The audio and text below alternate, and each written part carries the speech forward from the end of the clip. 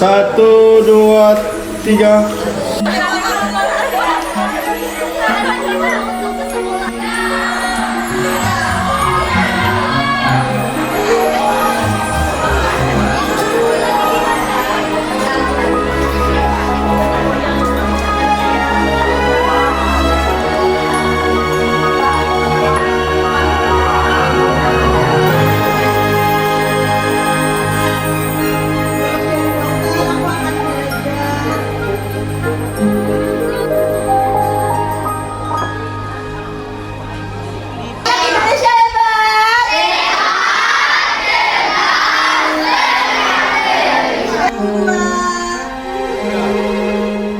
Halo, nama saya Farah. Cita-cita saya menjadi pengacara.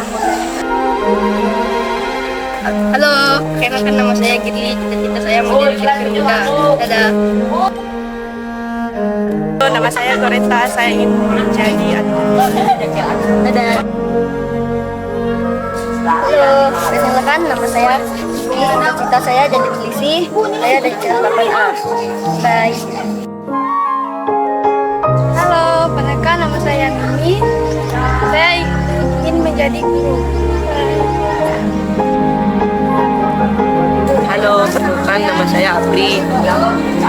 Cita-cita saya ingin menjadi mekanik dan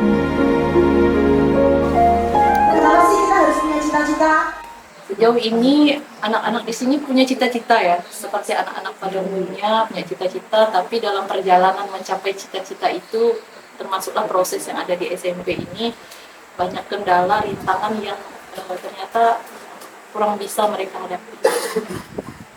Tapi ada sih yang sudah berhasil, termasuk salah satu guru di sini, Ibu Rana, itu murid saya pertama di sekolah ini. Sudah jadi guru di sini. Waktu itu benar saya kaget ketika dia datang untuk melamar menjadi guru. Saya bilang, ini siapa? Aduh, seperti itulah kira-kira. Dan ternyata cita-citanya mereka itu berhasil mereka gapai. Itu salah satunya ya, contoh yang benar-benar sudah menjadi orang seperti itu. Yang lain ini kan masih proses, tapi sejauh ini cita-cita mereka itu menurut mereka penting untuk dicapai dan harus punya cita-cita. Dan di sini juga sering saya tanamkan, saya arahkan, kasih pemahaman bahwa tidak selamanya hutan kita masih ada, sumber daya alam kita itu masih melimpah, tidak selamanya tanah, lahan, kebun itu bisa hilang, dia dijual segala macam kan oleh perusahaan segala macam, itu kita tidak tahu. Tetapi tetap ilmu, ijazah, cita-cita kalian itu harus kalian capai, harus dicapai.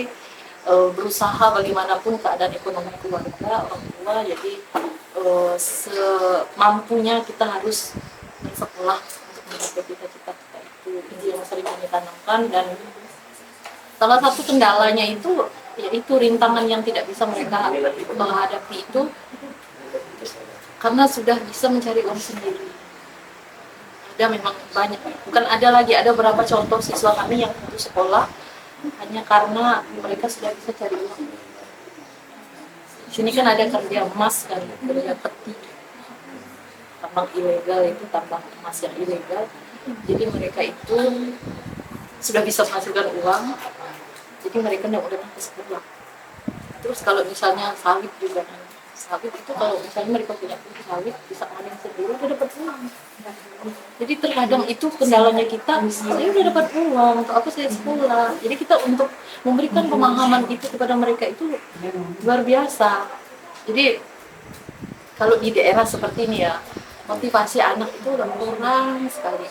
Makanya salah satu contoh yang mungkin orang dari luar seperti Ismail, ketika dia mengajar bahasa Inggris loh, ini ekspektasi dia pikir dari sana dia langsung bawa ke sini ilmu yang dia punya. Ternyata sampai di sini banyak sekali kendalanya. Lalu dia cerita, awal-awalnya dia masih agak idealis. Saya bilang, turunin ekspektasi kamu ajarkan aja apa yang menurut kamu itu mereka harus bisanya, dasarnya saja.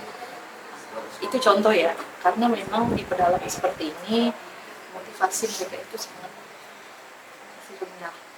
Jadi kita sebagai guru itu memang harus terus menerus menyemangati mereka, bukan hanya memberikan ya udah asal materinya sampai selesai habis udah gitu, tapi tidak sesederhana itu gitu kan.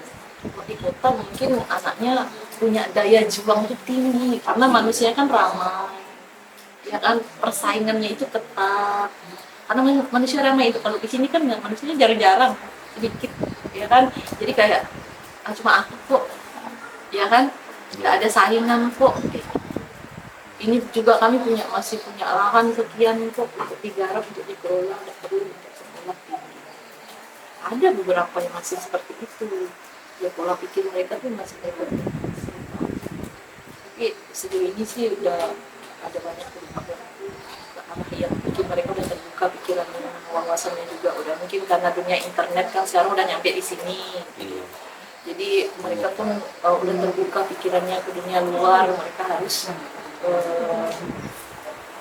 sekolah mencapai cita-cita, tidak mengandalkan sumber daya alam yang masih melimpah untuk mereka suatu saat akan habis. Sejauh ini itu yang saya pahami untuk anak-anak. Terima kasih Bu. Ya, Gitu aja. udah gitu aja.